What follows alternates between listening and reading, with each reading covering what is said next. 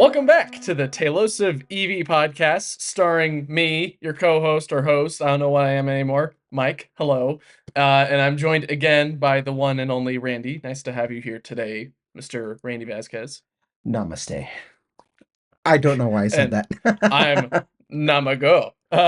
Nah, Namaste right Namaste. here. Anyways, I guess it seems like this is kind of now the new daily, beginning of the podcast of, what's new in the EV world, or who's basically is what I'm Can alluding I to just is say, who's picked up next this week, right? I love our fortune telling abilities. I'm Is it? convinced somebody's listening somewhere. Um, and yeah, this is what a what a cool week to be an EV fan, isn't it? I'm so excited. I'm like on cloud nine. And now I got Volvo and Rivian fighting. No, Randy, pick me, which is just awesome. You've I, got I two very large companies dude, really vying for your dollar right now, Randy. not only that, as of recording this, it's breaking for us of what the news announced today with our actually before I even say that, I just want to address something right off the bat to the guy in the comment section who was telling me that, oh, Aptera is a real company, but Lucid's not. I can definitively say now this week with more confidence to say it that Lucid will not be a real company if they do not pick up NACS like yesterday. Um the writing's on the wall, and if what's the if you're not first you're last. In this case, now it's a matter of, like, the last person to adopt Next is going to be the one that has like egg on their face. They're going to be the loser. Don't be the last Mhm. one. The last one to do it is the one who's going to get trolled the most. And it might be Lucid. So now I say this week with more confidence to you, Sir Comment, that uh, Aptera is more of a real company than Lucid. And yes, I'm biased. I'm obviously biased because Aptera is a San Diego company. I'm a San Diegan, and I wear that badge proudly, and I don't hide behind the fact that I'm extremely biased about it. But what I'm not biased about are stats and announcements, and you know. By the time this episode's live, I would not be surprised if we get another announcement that it just dates this. But for the sake of everything, Mike, what's our great news for today? As Well, you of kind of already leaked it, basically. We've now got Yeah. Volvo and Polestar Yes. joining the NACS family in Yes. 2025, like everyone else. I will be interested if, the trend goes. I think we'll probably have some automotive or legacy auto companies probably announcing this in 2024, like maybe Mazda or Ferrari Ooh. gets in on this deal in 2024 or whatever. Do you think Yeah. that they'll probably have like the 2025 date still where they'll be like, "Oh, actually we'll roll out adapters this year with everyone else?" Or do you think So, that they'll be a little bit staggered with 2025 and 2026 instead? to be honest, um, I was talking to uh an old friend of mine's. Uh, some of the older listeners of the show, who were probably around during the inception of it, they might remember him every now and then coming around. His name is Drew, and Hmm, he brought up a I don't very recall his name. interesting point. Yeah, so I think it's Drew. It might be Stu or Lou or I'm going down all the list of the Rugrats parent names. Oh, what a Anyway, callback. yeah. Um, but he brought up an interesting point, and I don't mean to take his. I don't know if he's gonna if he's already shared this out loud, or if he was sharing it, and I'll let him elaborate if and when we ever get him, back, stateside here. But Who? I would say his overall uh like working theory here, his hypothesis, if you will, is that everyone's saying 2025 because it is probably going to come sooner, but they don't want to, you know, Osborne effect their new their more immediate product line. If they make it look like it's waiting a little bit longer, um, that it won't hurt sales as much, which I Hmm. find it very interesting. I don't know if I necessarily agree with that. I told him I was going to use today's episode and be all Alex Jones about it and get really conspiracy, be like, let me tell Oh you what's no. going on. I, Everyone's adopting NACS at a very quick rate because what they at least don't want you to know is that it's a free standard. It's completely free. You don't have to pay anything, but they don't want you to know that. Fully So, subsidized. fully subsidized. And they think birds are real. um, We I can would bet. say my there's a reason why they keep saying everyone's saying 2025, which like in here in the workings of my brain, maybe I'm too Teslafied. Maybe I'm too, oh, there's the tweet. That means it's effective now. And there's no buffer. The only buffers we ever get were that of like tax rebates or whatever, but that's on the federal side. That's not that has nothing to do with Tesla. They don't control that. Tesla changes prices like like it's nobody's business, right? Like it's Bitcoin. Like it's so I've been indoctrinated, no, not indoctrinated. I've been conditioned for those types of uh announcements to then immediately follow the announcement. But now we got 18 months. What's taking so long? So my actual conspiracy is that there's some back end door deal thing that's happening with all these companies to like kind of like get everybody on the same page. I don't know if it's like a some type of governmental regulation push. I don't know if this is a uh like there's some type of you have to use the CCS or whichever for X amount of time up until this point, whether it's 35 years. Um, Hmm. but then the other news today is that even Electrify America is taking on NACS. It's going to do it, which means Right. Volvo has, I mean, sorry, Volkswagen has to now get on board. Has to. There's, You'd think they, so. there's no way, Mike. If Volkswagen does it, I mean, Kia and Hyundai are right there.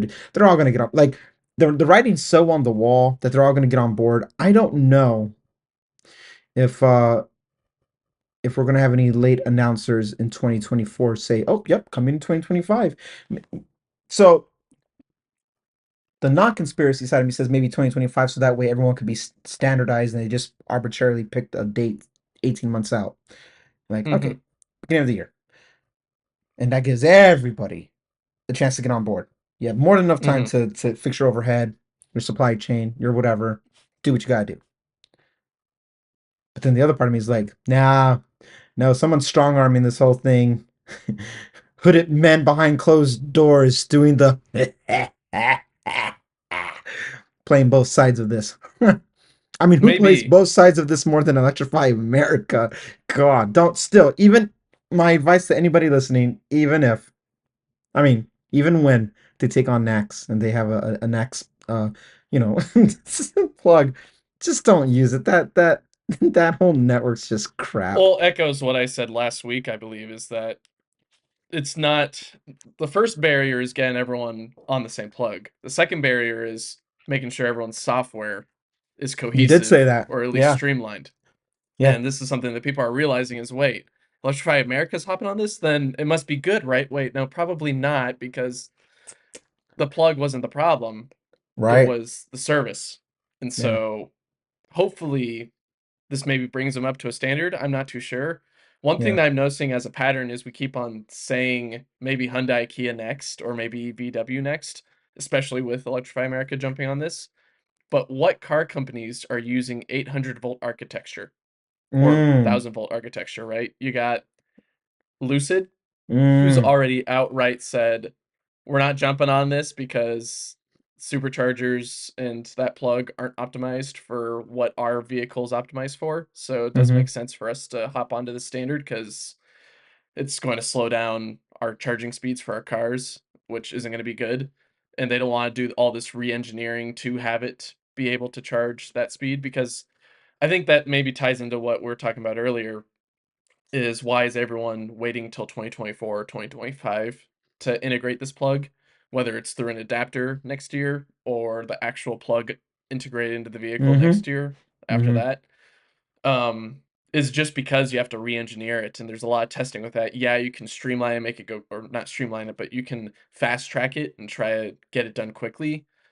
But there's gonna be a lot of issues with that. There's gonna be a lot of recalls for that probably, and there's just gonna be a lot of headache. So I'm thinking what they're tuning with, or what they're trying to figure out, is how do we tune this to be best for our vehicle and our voltage architecture that we want to take advantage of, but be whatever fied it is, fortified or Chevyified, right?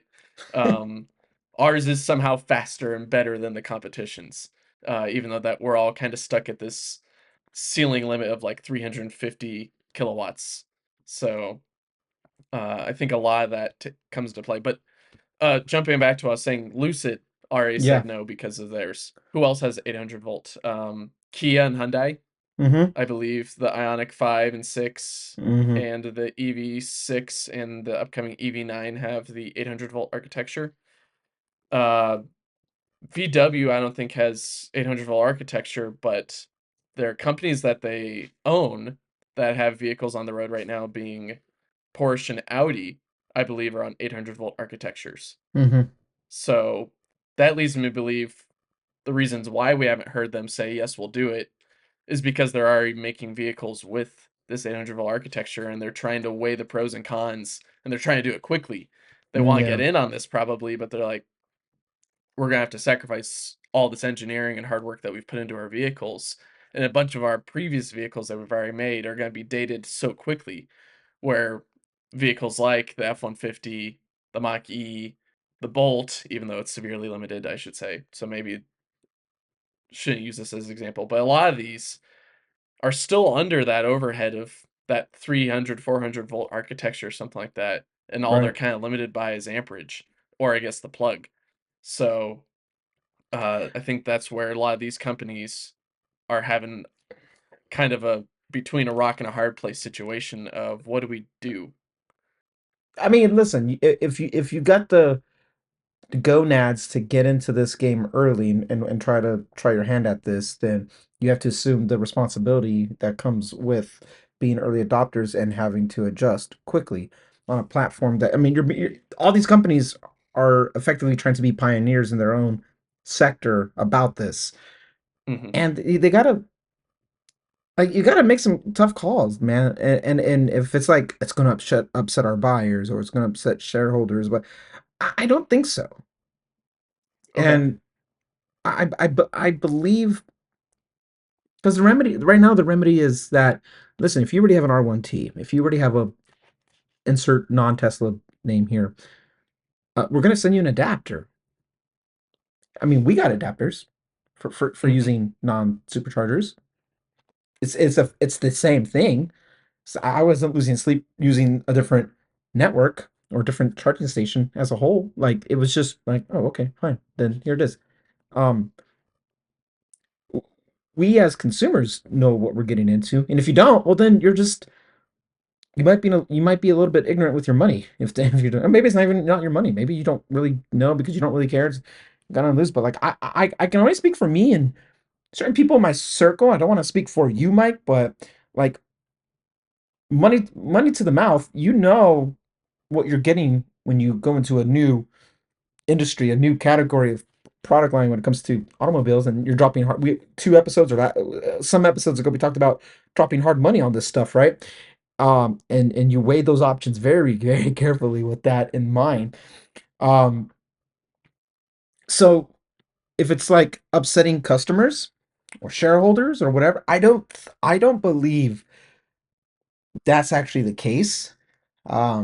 And I think I would point towards, I mean, as non non essential as it is for what it is as information, I'd point towards Tesla stock and watch how it's been shooting up over the last 2 weeks now because they're adopting uh their product line, right? Like, I mean, Tesla also has its own like earnings and revenues and everything like that it plays into it. But the fact that like they now know that an option on the table is you can go use their network. That's money. Hmm. That's services. Every technology, whatever software game, any all of them, they're all trying to get into the services, right?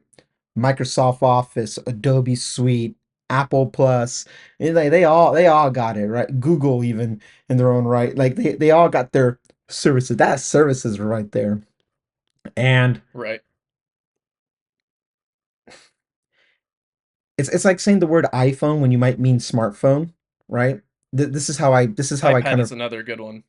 or iPad when you mean tablet. Uh you want to, you associate that branding to that product line. And a lot of people, no more beating around the bush here. What I'm trying to say is that a lot of people are going to end up using superchargers with or without any other networks having uh, a NACS for the, hey, cool, got the plug, got the thing, can plug it. With or without that, they're going to go to something that's reliable, something that's consistent, something that's vastly like everywhere. And at the end of the day, like the consumer, they're not going to care. They're just going to care about having a reliable charge, which we can't say Electrify America has done, right? Nope. Um, so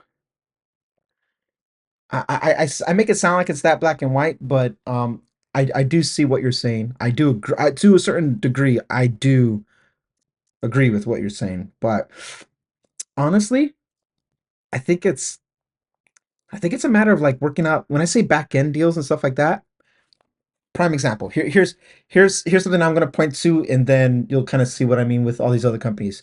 Ford said it was a non-starter for them to work with Tesla unless they could do all this stuff within the Ford app, right? Like whatever Focus or whatever, my Ford, my whatever. They're like, we have to be able to control everything on the customer experience end through our stuff, not through having to download like your app and do all this and do all that. And I'm sure there's some, if not royalty, there's something on the networking end if you're gonna tap into Tesla's network. It, think Visa, MasterCard, American, like when you swipe your card at a machine and like there's a transaction, like all those little microtransactions, same concept, same line of like how vendors get charged, but then they have to pay to pass it, and it all has this whole network from the credit company to the networking company to the vendors, like, and it all has that exact same thing. Ford found it where it would work for them while also having a cost of doing business with Tesla. Ford is a very big brand. GM is Hmm. a big brand. And then we got all these American big brands, and now, European uh big brands have been jumping on board. I feel like we're closer to that they're working out whatever they got to do on their own on the business end that has nothing to do with us, but now working with the companies, with the procurement side of things. Like, we got to be able to do this, and their vendors and the underwriting has to approve off of this, and blah blah blah blah blah, and go into these contracts, and it's like a whole different thing. I think we're closer to that, and that's what's Hmm. setting things back, or not saying back, but that's their buffer. And everyone just like, yeah, 2025, that gives us enough time. And you know what? One more step further, take a little page from what Drew was saying, and maybe they'll start rolling it out even sooner. And that just looks like it's like, hey, we promised you 2025, but guess what? We are doing so hard work. I'm Tim Cook now. Good morning. We've been working really hard to get you out this new product.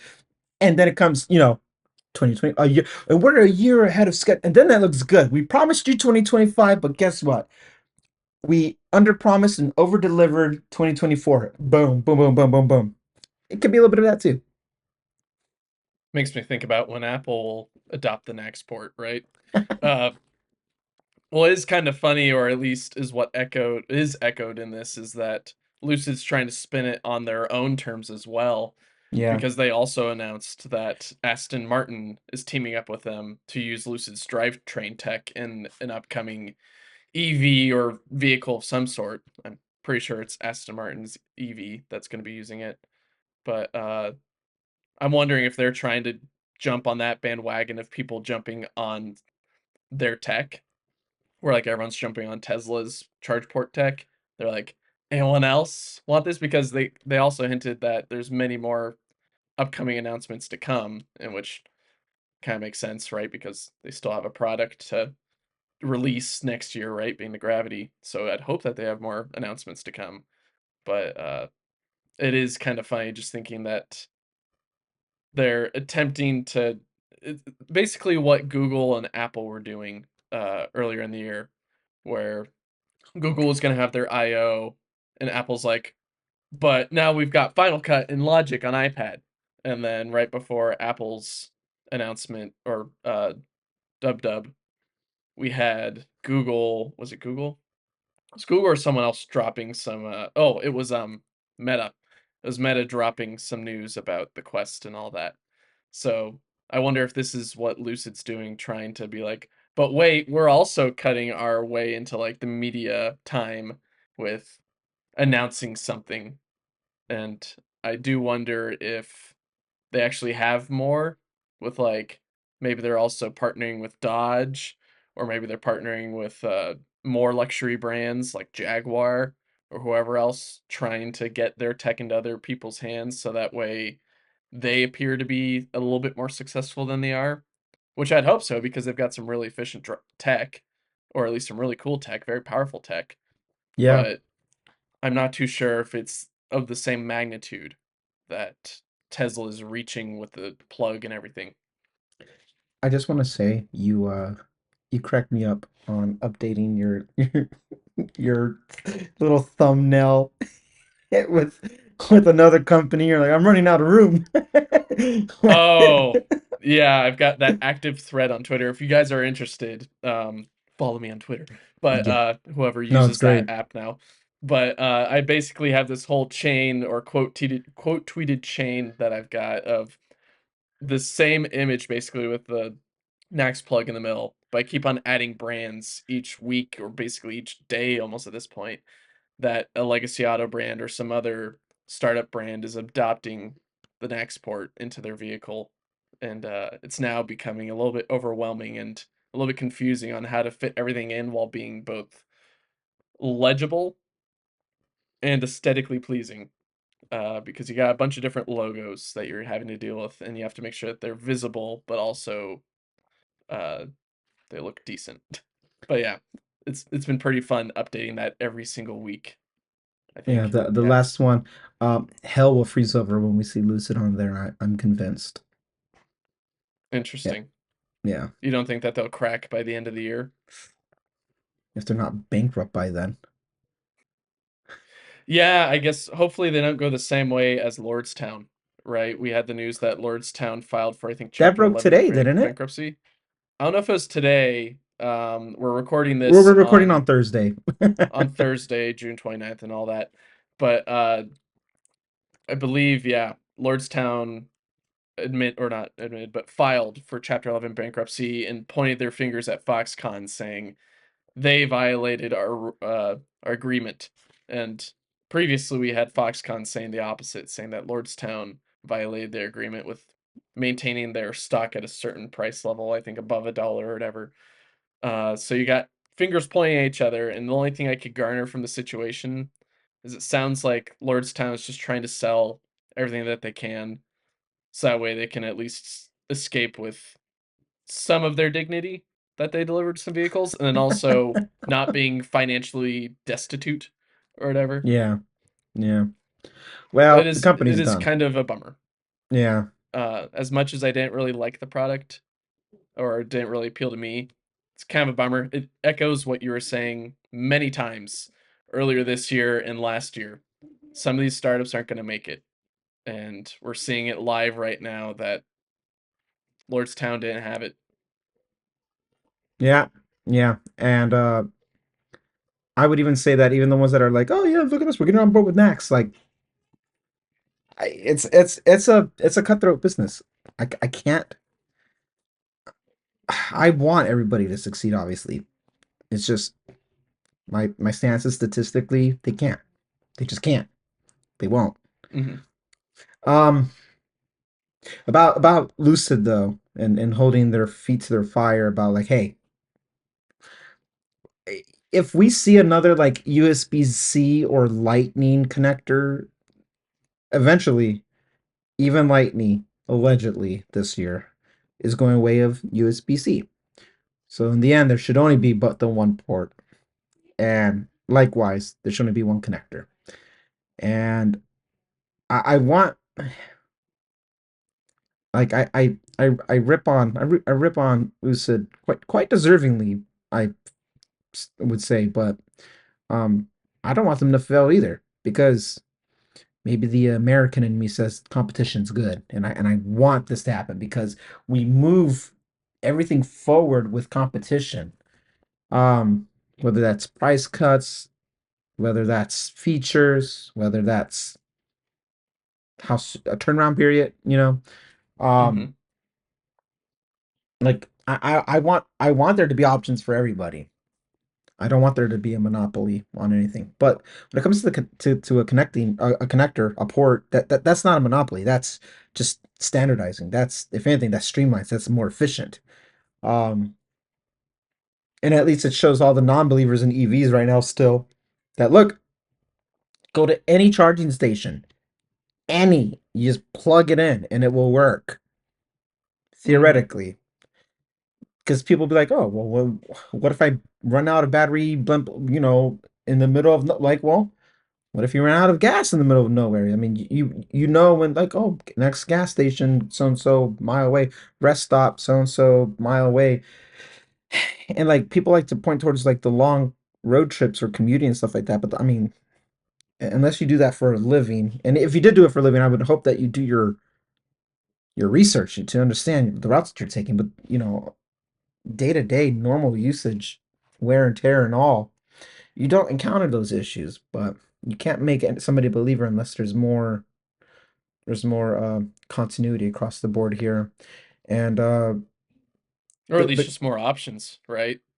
Seems the like tr- right now we're still in the sea of crossover SUVs hovering around 250 to 325 miles of range, and yeah, there's nothing really else. yeah, yeah. And people like I want a 400 or a 500, and I think we will eventually get there. It might be a while, but um, it's hard to convince people without them having to get behind the wheel. It's hard for them to change what they've been conditioned to do, which Mhm. is drive until your gas light comes on, then it's time to go get gas.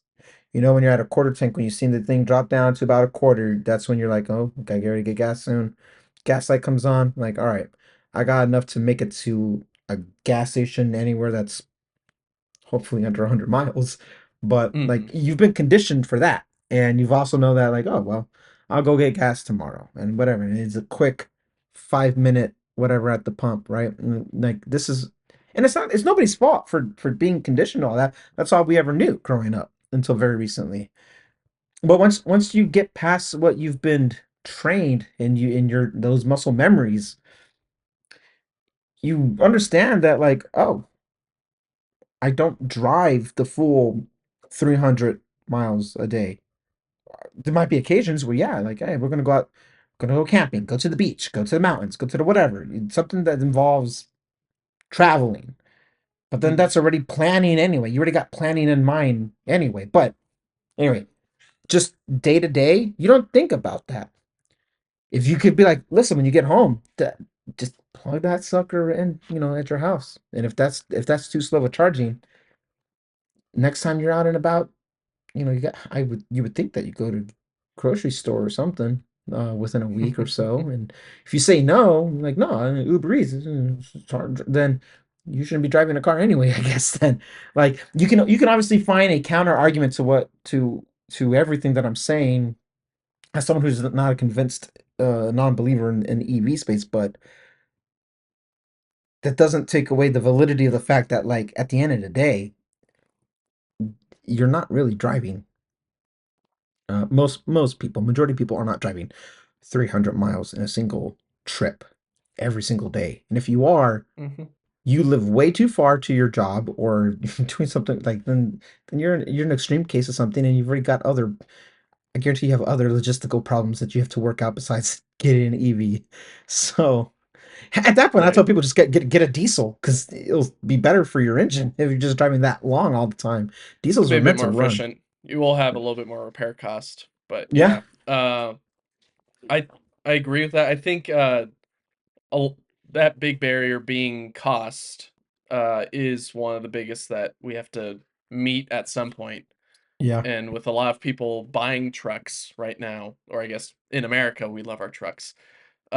People look at cars like the upcoming Chevy Silverado, and you have these companies basically say at the beginning, yeah, it's going to be $39,000 starting price, and it's going to be able to go 400 miles. Uh, Maybe not in the same tier, right? You have to upgrade it up about 15,000 to get to that 400-mile tier that they offer. But then you see later, like with what we've seen this week with Chevy, basically amending that, saying, "Oops, well, you're going to get 450 miles, but we're not making that yet, and the one that we are making right now is the work truck variant. Instead of starting at $39,000, that starts double. So it's gonna start around like $78,000 or something like that, which is mind blowing. It's insane, but it's able to tow a ridiculous amount. It's able to go a really great distance, with or without towing, and it's able to do a lot of different things that you need. But that price is just that big barrier that stops many people. I think this is what's going to it's going to be interesting to see how this defines the rest of these high range electric trucks that we are anticipating as, I guess, an EV community with the Silverado, the Cybertruck, and then the Ram. I think releasing almost in that order. I guess the GMC Sierra Denali is somewhere in there as well with 400 miles. yeah. Uh, but to see these 400-mile range trucks come out with their price points, will it be worth it? I've talked with many people, and they basically say, "Nah, I'm not gonna buy an electric truck until it's like Gen 2, where like the price has gone down a little bit or the range has gone up a lot more. Some improvement compared to Gen 1 right now that is disappointing, kind of like with what we've seen with Rivian and the F-150 Lightning, where it's like only 300 to 330 miles, and then to tow, you're only getting like probably 120 miles out of that? Really? Okay. I don't think I need one then. In regards to the price, if cost is the factor here, I just had to look it up. I was thinking it was this vehicle, but I had to verify. The cheapest new car that you can buy today in 2023. Do you know what it is? Gas or electric? Gas. I'm talking gas because I'm going to make a comparison here. I want to say it is a. I'm thinking it's a Toyota Corolla at like. No. That's tough because the Chevy Bolt is going for like. Yeah, let's say a Toyota Corolla. Chevy Bolt's going for like 20 something, 26,000. I think the Corolla is probably around like 19 or 20,000. I don't even see the Corolla on this list. Oh, maybe I have to go. Oh, there it is. Corolla's number 13 on this list for 21.5, 2023. Oh my. Yeah. Um, no, number one. Anyway, I was gonna I if I did not know, I was gonna make this guess anyway. 2023 Nissan Versa. Interesting. The Nissan Versa goes, and it's always been the cheapest car for quite a few years now. Um, Hmm. you could pick it up, base price for 15.5. So I tell you that because people be like, oh, well, until EVs are cheaper or as cheap as buying it. Like, I know somebody who owns a Versa, and let me tell you, but sorry, guarantee that got picked up on the mic. Can you guess what time we're recording? Um, man, that's loud. Uh, dad life. What can you do? Um, anyway, I know somebody who has a Nissan Versa. Those aren't the people like you don't buy a Nissan Versa because you know it has the best anything. You buy it because it's all you can afford. And if someone's like, "Well, I'm waiting for it to get down to $15,000," like my guy or girl, most cars, new gas, don't go for $15,000. The one that does is the Mhm, stock crank the window. Um, like I know somebody who has this exact car, got the base one because it was like, I think at the time maybe 14 or 13, whatever, just for mhm, inflation. They've had the car for a few years, quite a while now. But that's a car you get because it's like last you run it to the ground, and there's it's the type you lock the doors by actually pushing the little button. There's nothing electrical about it. mhm. So if people are waiting for EVs to do that, they're not going to do that. I the, an EV is electrical first. It's an electric vehicle. So I think the next closest thing that you would get, you know what? I'd say, let's say the where is it? Yeah, I'll give you the Corolla. The Jetta is a little bit is cheaper by 1,000, but I give you the Corolla. Still around $20,000. But at Mhm. $20,000, people don't buy a Corolla or a Jetta or a because of how much gas it preserves. They buy it because of range, mileage. This thing can go Mhm. about $300,000 two 300,000 miles. Um so In its life before you have to start messing with the engine, basically replacing and all that. But I plugged the two cars in, the Nissan Versa and the Toyota Corolla, into Fuel Economy Gov's comparison website, or I guess tool. And was it the Versa goes like 378 miles on its automatic gear ratio engine and all that? But that was a weird sentence. Strike that from the podcast, Michael. Specifically, was it the Nissan Versa automatic goes 378 miles, while the Toyota Corolla goes about 462 miles, and the price difference is like on the high end for the Versa, like 19,820 or whatever. On the Toyota Corolla, its low end is 21,000. So if you're willing to pay top dollar for Versa or uh bottom dollar for Corolla, you might be getting that nice boost that you want of almost 100 miles of range if you're a range junkie, kind of like a certain someone that we know down in southern Texas. But at least what I'm thinking is, I think eventually we'll get to that point where there is very consumer friendly, or I guess financially friendly EVs. It's just we're not going to get there for a long time. And for the days that we're in right now, it's still kind of that early adopter sense of like things are super expensive. People are still changing plugs uh, on what they have to charge their car. And a whole bunch of different features are still getting swapped out. We haven't really reached the iPhone level of iterations where it's just small change, small change, small change, small change. There's a whole lot of big changes still yet to come, and a lot of cars still go through big changes today. But you see cars like the Corolla or the Versa, and these are very much as optimized as you can get on the optimization curve. And now they're just like, well, now we offer Apple CarPlay. And you're like, oh, okay, and stuff right. like that.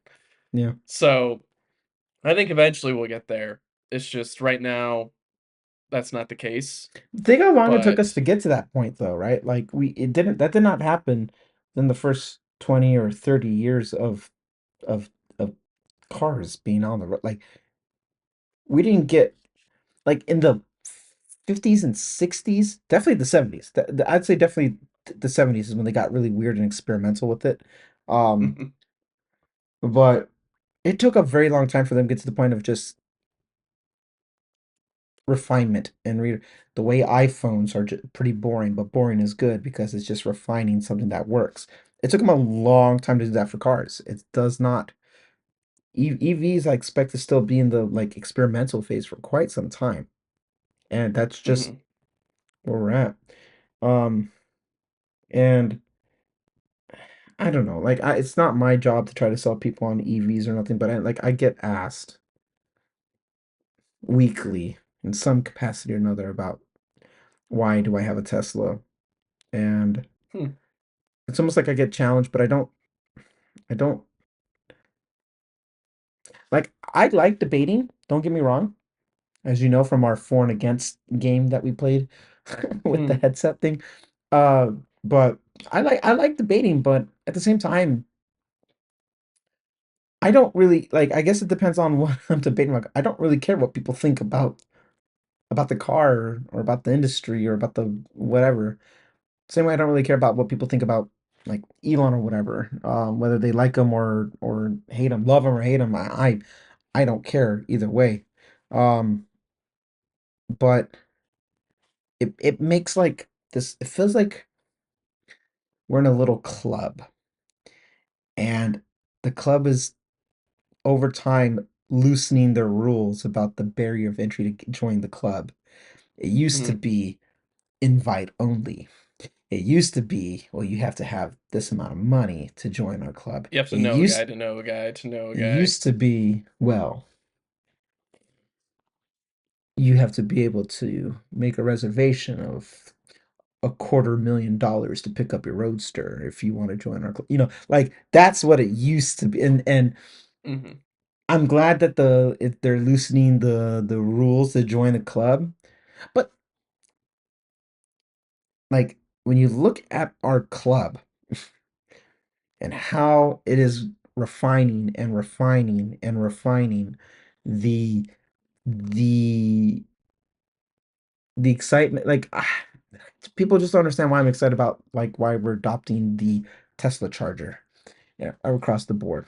That was the conversation I was Hmm. having this week. Well, why do you care? What about it's not gas cars. It's still going to be sitting for an hour to charge it. You're still only going to get 280 to 300 miles, and I get all that. I'm like, yeah, but now it's like anybody anybody with with the money to build a car can get in on this now, and I don't know.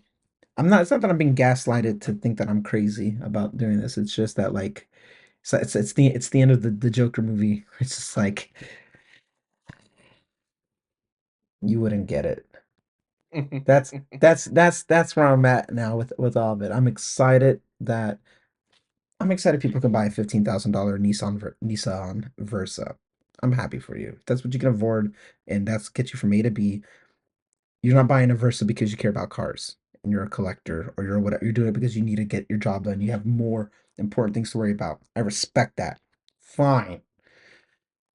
But you shouldn't really be buying a new car anyway. Like I don't like buying. Like I'm a guy who keeps buying new cars. I know I look like I'm You saying shouldn't do be it. doing this, but I do it. But don't do Like it. I Don't know, try like this at home, kids. I know I'm do as I say, not as I do. But like this is different. And I'm respectfully, we are not the same. Different tax brackets and oh, excuse me, I cursed. Wow.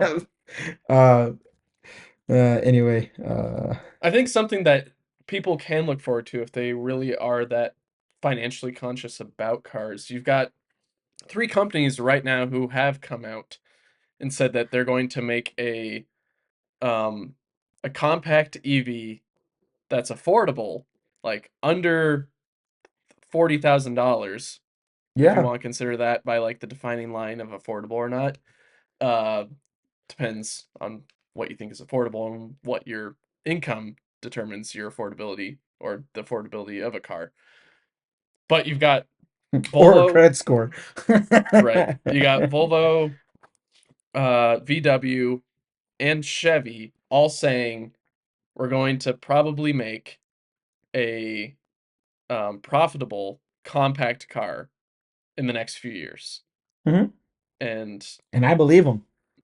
yeah, I think all three companies have well, two of them have already proved, I would say, that they can, Yeah. which is kind of the surprising ones. Is Chevy is one of them, right? And they've already proven that the Bolt Yep.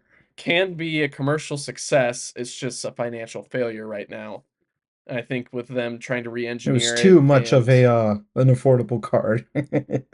right, but I think with them upgrading the battery and then cutting costs in some other brackets, they'll be able to get towards that profitable profitability that they're looking for with the Bolt. Assuming that they look at Volvo or VW with Volvo's $35,000 compact and VW's $27,000 compact, uh, and they apparently are garnering that much more attention and that much more market share. That Chevy's probably like, okay, it's worth it to revive the Bolt a third time, because already Yeah. it's been Well, discontinued in 2021 because of the fires. They don't want to make any more. And then they yeah, you're right. restarted manufacturing in 2022 with the EV, the Bolt EV and the Bolt EUV. Yeah. And they said they're discontinuing it this year in 2023. So it could potentially come back in 2024, 2025, or some other year later with the NACS plug, competing against Volvo, who has the next plug, NACS plug, and VW, who is likely by this time next week going to commit to the NACS plug. And you're going to have three NACS Apologies if they plug, already announced it and we're late to the game. We're recording on Thursday. could be. You'll have these three compact vehicles trying to get that market share and try to win you over, in which Volvo will probably hit that high end, kind of like how Ram or GMC hits the high end on their trucks. Volvo will probably be the high end of the compacts. And then it'll be a nice little. I think VW might hit the bottom, and then they'll probably run to the same rut as Chevy did in the past with the Bolt.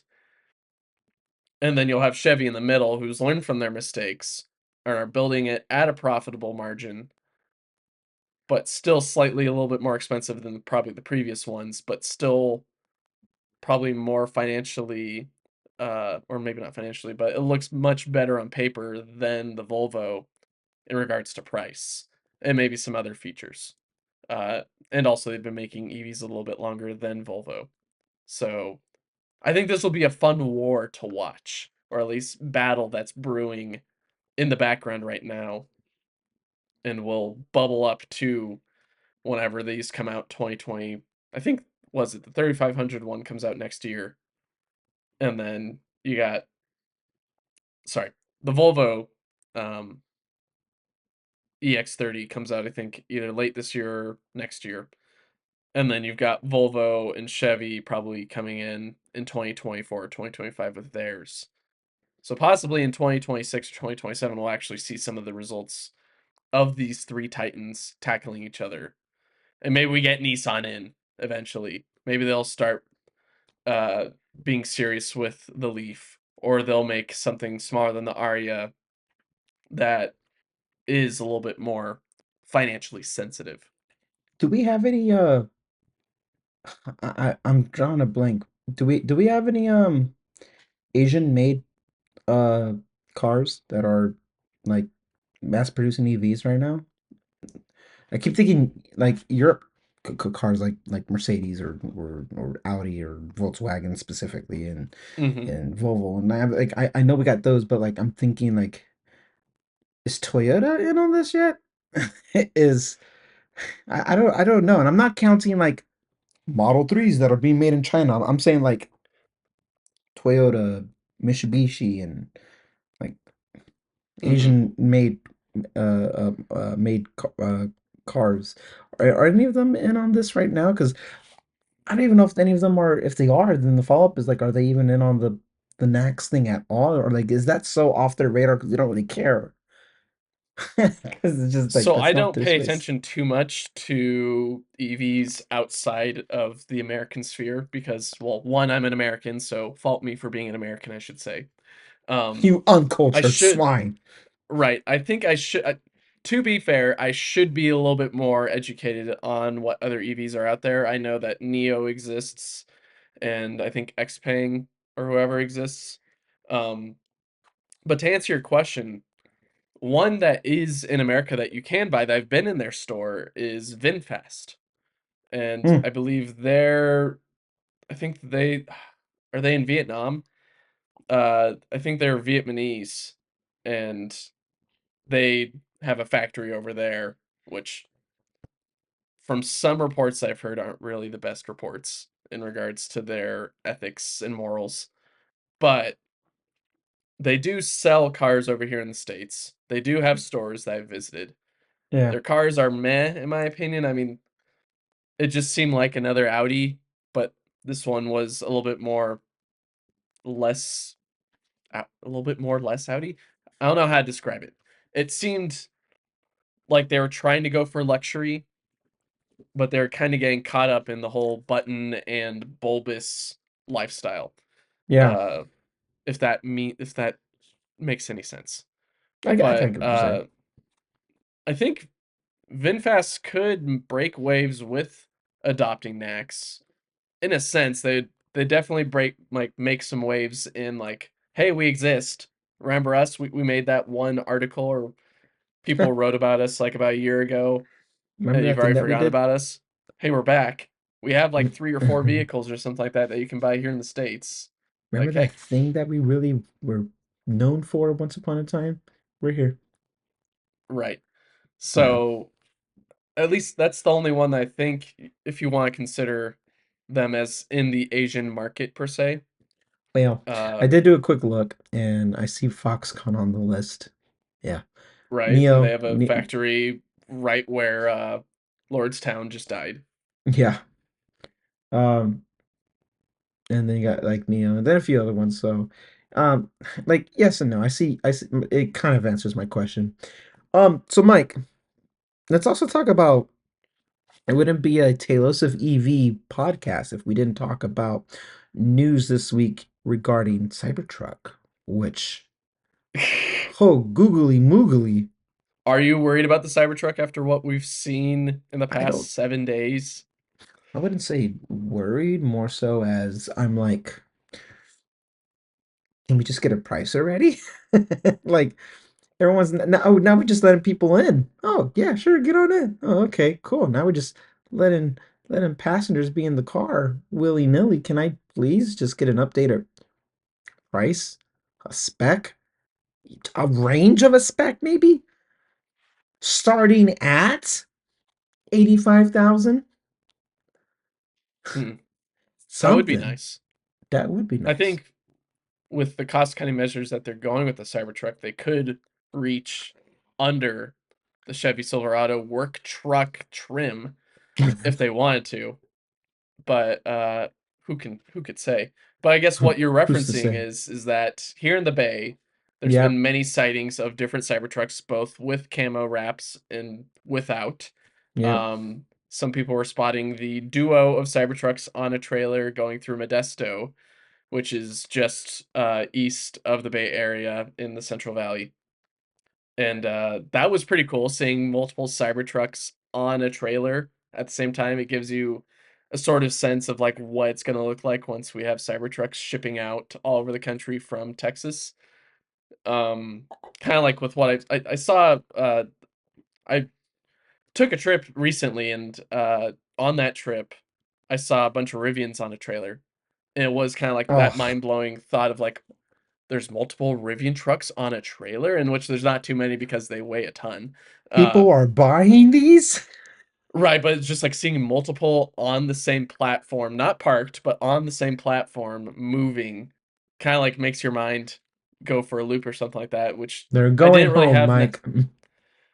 I guess they are going home. And that's sort of what I had with the Cybertrucks, the two of them Yeah. that were in Modesto on the same trailer. I was like, oh, interesting. And then many other people seeing the camo ones either at the engineering headquarters in Palo Alto, Mountain View area, or the ones that are always frequenting the Fremont area. We had that You've happen. yeah. Go ahead. You've never seen like a full Cybertruck in person, have you? I've only seen the light bar Okay. after trying to get in that one time that I think I forgot what episode that was. It was when we had either a shareholder meeting or some Tesla event that was being held. I think probably for the last time at Tesla HQ in Palo Alto. Um, who knows? But no, I have not. I'm hoping sometime this summer to go down to LA and check out the very old prototype at the Peterson Museum and finally see at least what the original was supposed to look like and its Well, grandeur of being a polygon on wheels. I so I bring it up because I haven't seen obviously any of these new prototypes, Hmm. or I don't know if they're betas, or I don't know what stage they're in. They haven't really said, but I haven't seen the refined version yet. But what I can say is based off of everything that I'm seeing more and more, the the prototype, the initial, Hmm. was definitely like F-250 size, like in comparison to what these definitely look smaller than new ones. Now, Maybe. in person, the the original Cybertruck is definitely a lot more closer to an F-150, but Hmm. like like these things look slimmer on the road, you know, like they look smaller, but they also look kind of It could cooler. I'm be not the gonna. fact that they're a little bit more rounded off in some ways, right? Yeah, We found that the front glass that we kind of saw leaked a while back is rounded actually, and then it gets glued on or adhesed to the structure at some point, and so that curved glass becomes actually a little bit more flatter, but it's still a bit curved, which yeah, makes sense. You don't want to have just a pane of glass because I think I've mentioned this before. Curved glass, like what we have on the S and the Y, and I guess also on the 3, and I thank you. guess kind of on the X. I guess so. Curved glass is a lot more stronger It because is. it's taking Yeah. advantage of that curvature and the structural dynamics that curved glass takes. Meanwhile, a pane of glass, Nice, Mike. right, trying to make it dumbed down but also be technically accurate. Meanwhile, like a Yeah, pane of glass, you think about carrying around in your house. Oops, you accidentally banged it against a corner, shatters immediately just because every that's time. just the fundamentals of it geometrically and material wise. So for like these new ones with the curved glass and all that, I think that's what with what you're seeing is that maybe they look a little bit slimmer because they're not as pointier as they were before. There's a little bit less glass and a little bit more structure now. Like the Yeah, windows aren't as big; they're a little bit more squished, and the vault, I guess the top glass isn't as wide or I guess as long. Same with the front. They're just a little bit shortened up a little bit more. yeah. So I think maybe just that plus rounding off some of those edges, especially like on the back, it seems a little bit more rounded than flat, uh, is giving you that optical, not illusion, but that optical sense that's just a little bit more slimmer, I think in it. which it probably is a little bit smaller, I think it is especially with what they smaller. noted before. Yeah, but yeah, maybe there is a bit of an optical illusion. I mean, because this the prototype one, the real Cybertruck, the Cybertruck is.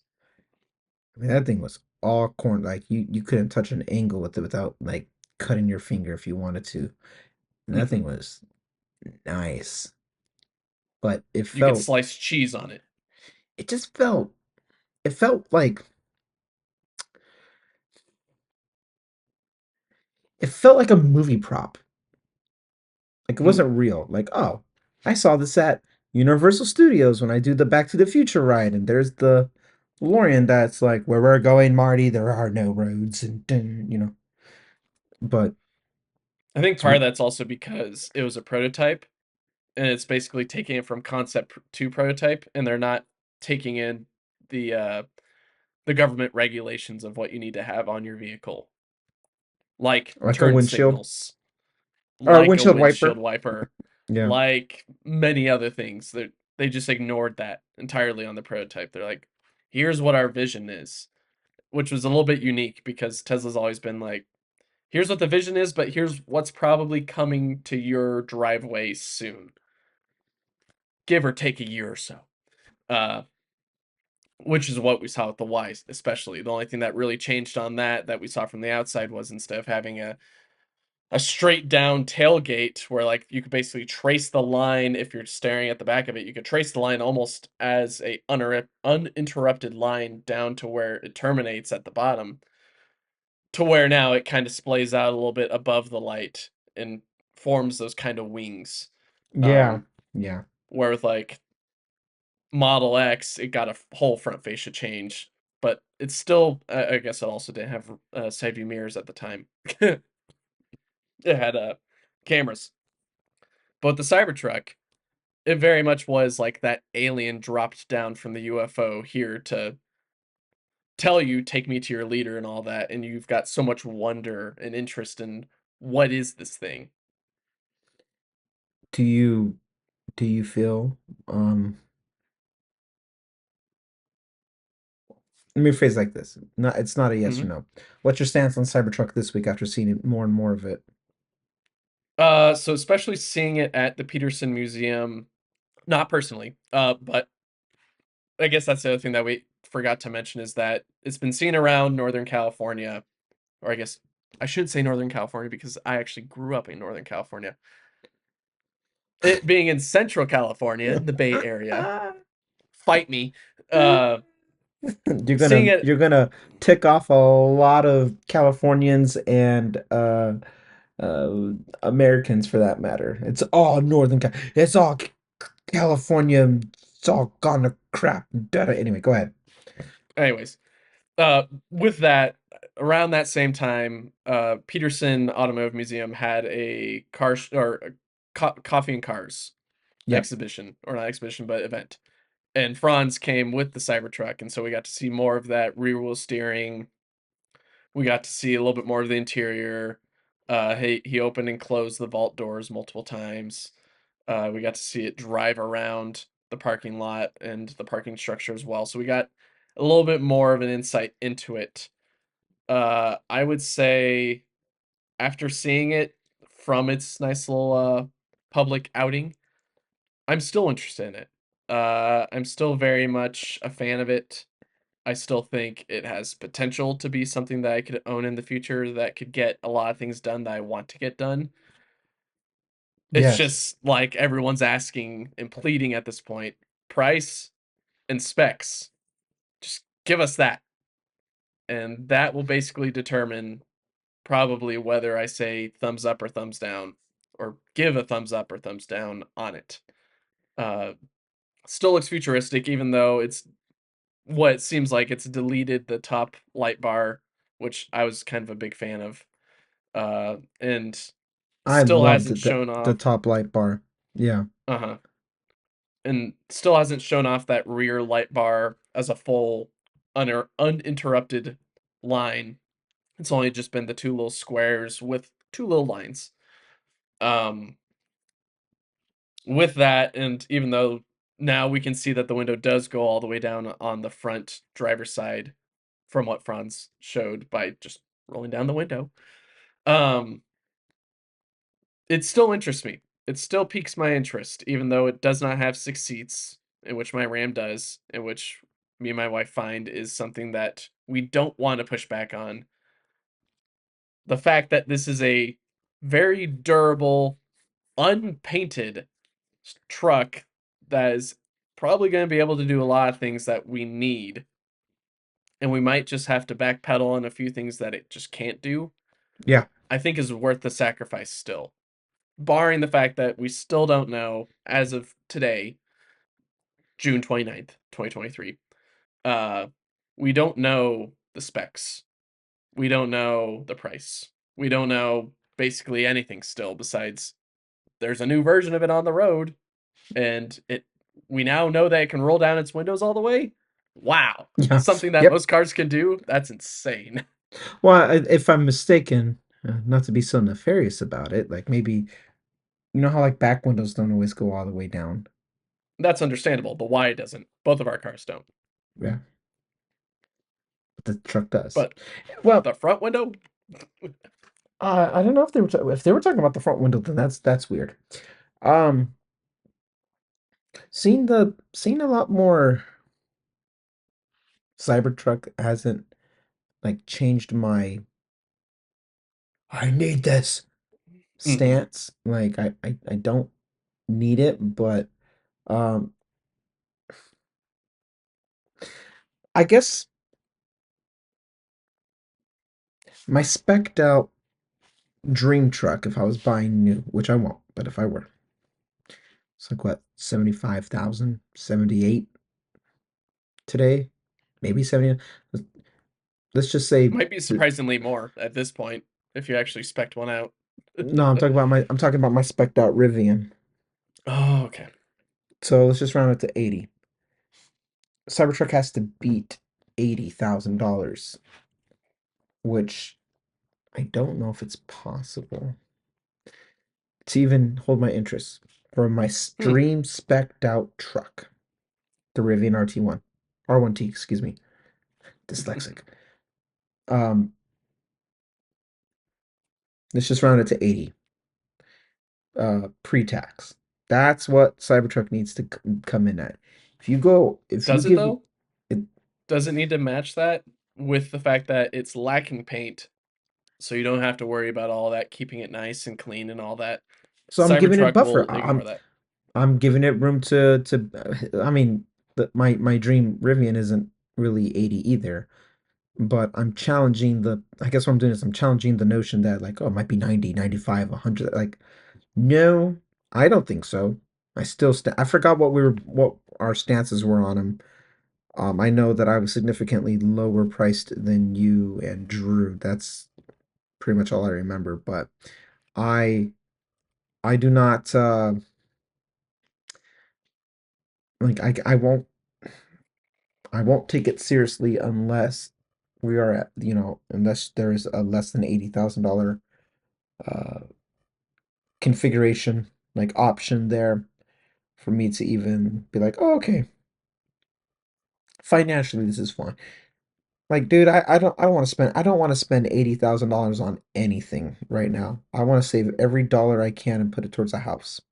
That's that's all I care about.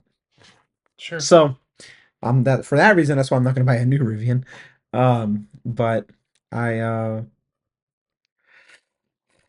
I don't know. I'm excited to see what I want to see more interior shots of the Cybertruck. That's what I want. I'm excited to see more information with the interior of the Cybertruck. I'm excited to get pricing eventually because now we're coming in now, like effectively now when this episode is posted. Hmm. We are yeah when the episode's posted. We are now in the second half of 2023 by Hmm. yours and Sheer Drew's numbers alone. predictions. Yeah, by you and Drew predicting alone, end of 2023. We're now in the last half, the back half of this year, which means we're coming close. If we are to see something in 2023, we are like around the corner. You're going for a walk in your neighborhood, and you are but maybe two houses away from being home. We need to see some numbers. We need to see some specs. We need an updated everything on this because we are right there. And Yeah. I think the Model Y was excusable because we already had an idea for the price of what a Model Y was when the 4680 Model Y was coming around from Giga Texas. So for them to be like, and here's the Model Y deliveries, and they just drive the Model Ys up and down the stage and all that, and they're like, all right, and then we don't find out about the price until months later when either it leaked through that like an employee paid X amount, or it finally came on the configuration page at X price, or I guess not even on the configuration page, it came onto the inventory, the new inventory. And so with all that, like I feel like there's a little bit of leniency that you could give to Tesla with, of course you didn't give us the price of that because You're still trying to figure that thing out. With the Cybertruck, there hasn't been a Cybertruck before built at Fremont. Yeah. So you can't just lean on the fact that it's already there. And you can't lean on the numbers that were on the website anymore because they're not even there anymore either. So Right. we've got nothing. We Yeah. don't know what they're projecting anymore. They had an initial idea, they had promising ideas, but usually a lot of the time it gets pushed back a couple of weeks and it gets pushed back a couple of numbers. Instead of being 1.5 seconds, or I don't think they've ever quoted 1.5 seconds, but instead of being like 1.9 seconds 0 to 60, it's 1.99. Okay. 0.09 seconds slower than it was supposed to be for the Plaid Model S. Not too many people are going to notice that. No. But the price of a truck, price of the thing that you're buying, the specs, how far it can go, I think people are going to notice that. Especially when it's a high school length long. It's been 4 years. Like Wow, that's insane. you got people graduating high school who saw this thing in freshman year and then Hmm. be like, "Oh, I'm gonna look cool coming up to school on this." Nah, man, you gonna look cool going to college, going Not even. It's to. going to be lit. You're going to be halfway through college. Yeah. Um, So During the time I, that you're talking, I spec'd out my Rivian, my dream Rivian, and whoo, comes in around 97,000 because I spec'd it out with whoo, uh it's a dual motor all-wheel drive with the max battery pack, so it goes 400 miles or whatever. It's in Compass yellow, so adds on prices there as well. It's got the 22-inch sport dark wheel and yeah, tires. With the forest edge and warm ash wood interior, but I didn't add on any adventure gear. I don't think you could even add on any adventure gear. I think it kind of just streamlined me past that because it's like we don't want you to buy anything through the configurator, or I guess through the visualizer. We want you to buy that in the Rivian store and all that. But right. yeah, comes in at 97,000, and that's just Ooh, my taste. I mean, I probably would not pay for that, but that's what my dream Rivian would be. And even so, after seeing with like what uh Jerry Rig Everything or Zach uh gave his year review on it, and he's got plants growing in the back of his truck that he can't remove because it's underneath panels because that's where dirt and horse manure and all that leaked into. That sounds a little frightening to me. And I'm one who does put stuff in the bed like a bunch of rocks and all that. Do I want to carry a bunch of rocks with me for the rest of time plants and or have vines. to? It's very Last of Us. I'm picturing just It's the very eco-friendly truck in a way, but at the same time you're having to haul a bunch of extra stuff, which reduces your range. And yeah, I could probably get underneath the truck and try to get the panel off, but then I don't want to do that. I want yeah, to just not have that problem, right? It's the same problem as like there's water stuck in the door. Is there not a hole already drilled into the door to where you can get water out of it? No, I don't want to drill the hole. I don't know if that makes me liable for like voiding my warranty and all that. right. So Yeah, yeah, that's why I've kind of backed off of Rivian a bit, just with some of their uh, quality and engineering failures. And it's not failures as in a bad way of like you failed, this thing sucks. It's more of there's something that you did not see happening and it happened, and you didn't yeah. catch it, and here's the result. Look at And it's you, not the result that you critical intended. thinking on this and being like, hey, no, no, no, no. Trying to hold some It's a cool accountability. product. It's just Yeah. it's got some Well, shortfalls for that if you're I'm going to not be okay spending with. $97,000, then yeah, I expect it to be flawless, more than flawless. I expect it to feed me on its own without me asking, pay my Yeah, where's taxes. the Camp Kitchen? Yeah, I guess I can't even make that. Where That's a literal joke. That's it literally can't feed me right now unless I get wow. like a That's third true. party one. Well, But I don't want to buy a third party. Give me first party. I never had a camp in my car before like that, a kitchen. So I guess I can't miss what I never had. But yeah, no, for $97,000, I expect perfection. So Better um, fly. do you have any closing thoughts, Mike? um, I'm still optimistic about the Cybertruck. Nice. Uh, I think the new interior, especially with like the weird door pockets, intrigue me, and I want to see a little bit more detail with that. Um, it just makes me more inquisitive on like what's this thing gonna be like. I've driven around my Ram so much recently for some uses that we need the truck for. Uh, validates me being a truck owner. Ugh. uh, but I found with those like it's like, how would this work in the Cybertruck? Or like it gets me thinking while I'm in the Ram. I'm like, how's the Cybertruck gonna handle this use case? Like Right. just rolling down the window, opening the door, storing an extra bottle that I have on this road trip where I've already got my jug of water, but I got maybe a Gatorade or something else. Where am I gonna put my Gatorade and all that? Where's the rest of the storage gonna be? How are the dogs going to be comfortable in here? How are my future kids going to be comfortable in here? Who knows? Um, these are some of the burning questions that I still have today, and I think many other people, including yourself, have as well. And I'm getting a little bit more antsier with Nice. where where are these details? Can we get these details? We don't even need an event. Just update the website. You've already done it once with the order Yeah. page recently, but you didn't really do much. All you did is just change the look and feel. Just give me more detail, Yeah. please. I'd like that. Yeah. It doesn't have to be a big event. We don't need any more big events. Even though I did enjoy the Apple event, I don't think we need any more big events, especially from Tesla. I think we just need numbers. Well said. I don't Right. have anything EV closing thought. I have a personal closing thought I want to plug here at the end.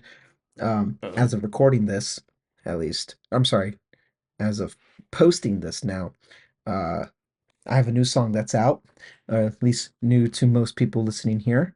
And Yo. if you didn't know, I am a musician. I am a musician by trade. I'm not just No. a loudmouth com comedy relief, whatever host. I also do music. I do the intros and outros for all the Taylor Swift, everything. I made the chime. So I'm addicted to capturing sound. That's my profession in life. But anyway, so if y'all want to check out, if you like alternative rock or like electronic or whatever, I'm on streaming. Look me up, and I got a new song, and I'm quite proud of it. So uh, that's that's my closing thought. I'd appreciate if I got anybody to check it out. It is some Yeah. good music from myself, even though I'm totally biased. Uh, I do listen to it, I think maybe at least once a month, one of your Nice. albums. Thank you. And it's always a bop. I think was it Neon Sunrise I listened to, and it always gets me in a good mood. That's So if you want awesome. something that's a little bit more cheery, but then also has some melancholy to it, but also has some action to it. There's a whole bunch of different songs that Randy's made. I Go like check them that. out. I like all. I can associate to all those and say that's an accurate assessment. So cool. Yeah. All Right. right. Alrighty. Well, thanks for joining us this week, everyone. Appreciate Yeah. it. Sorry we don't have Drew again. I think he might be trying to find the key that I hid in the room that he's locked in, and he has to solve a whole bunch of different puzzles. Some of them are Cybertruck themed, others are not. A little Dawn, Uh, a tricycle came out named Jigsaw, and he's having him, do these puzzle pieces for his life. that I too. Chucky's in there as well, and then I don't know, a mini Drew. Model S is in there. Drew has ascended. He has promoted himself to a listener, he said. So he's yeah, he has ascended. He nicked his way out somehow. So that lucky son of a gun. I'm just playing. I can't wait to see. This is I little okay. Here's my last thought here, and then I'm done. Um, Little behind the curtains, behind the scenes thing I want to share with the listeners and viewers here. I was so excited to do EV. That we're doing it first. We're recording it first. I am genuinely so much more excited and passionate about EV overall, but especially this past month, especially in June, especially these last 2 weeks. that like I'm eager. I love how high paced and quick turnaround we're seeing information. Um, with that, we do record either in the middle of the week or near the end of the week, but never like technically at the end. And we have now seen, podcasts get dated very, very quick. So it's a good problem to have, but it is technically still a problem. But I do look forward, if anything, with all the hey, now we're adopting this and now we're moving to this, like it incentivizes us to definitely try to still stick to a weekly posting schedule with or without Drew. So Mhm. um I think I would fairly speak for him when I say that the news supersedes any one person or any of us, that um this is stuff that at least coverage enough. I like that you and I get to still sit down at least and do deep dives into what's happening every week. It's so exciting. I'm so happy.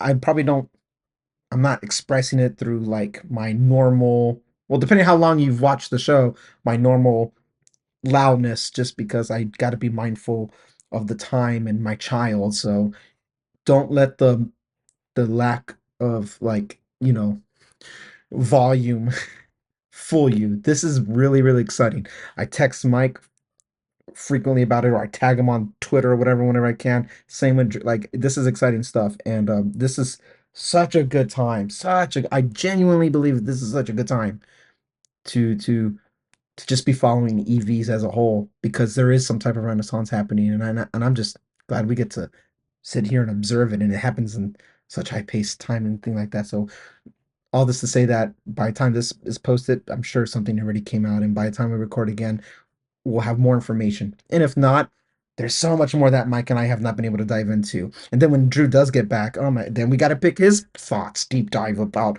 all of this. Like, what a year for EV. There's no shortage of news or excitement. And then we'll have Cybertruck, and then we'll have that, all these things. I am very excited. This is, I'm having so much fun every week doing this. It's very infectious because I too am very excited, Randy, and I look forward to the next one, and can't wait for y'all to listen to this one and the following ones. And if you want to see how dated they are, listen to the previous ones again if you want. People like I think Dylan White are somehow was it time travelers? They're somehow able to predict these things from or that will happen. Like he said, I feel like EA is in a very convenient spot to transition to NACS.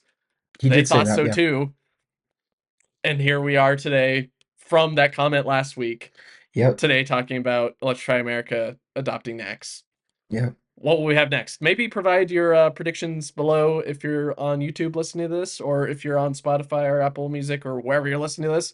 Pop onto YouTube comments, put in your prediction of who you think will adopt next, or just vote in one of Drew's polls if he's Yep. made another one at this He's point. he's pretty frequent about posting a revised poll about who's next. Right. If not, make a comment on one of our Twitters and definitely listen to Randy's music. We'll catch you next week. Hopefully, if we got time. I think we will. I hope See you so. later. Take care. Have a great time doing whatever you're doing. Bye.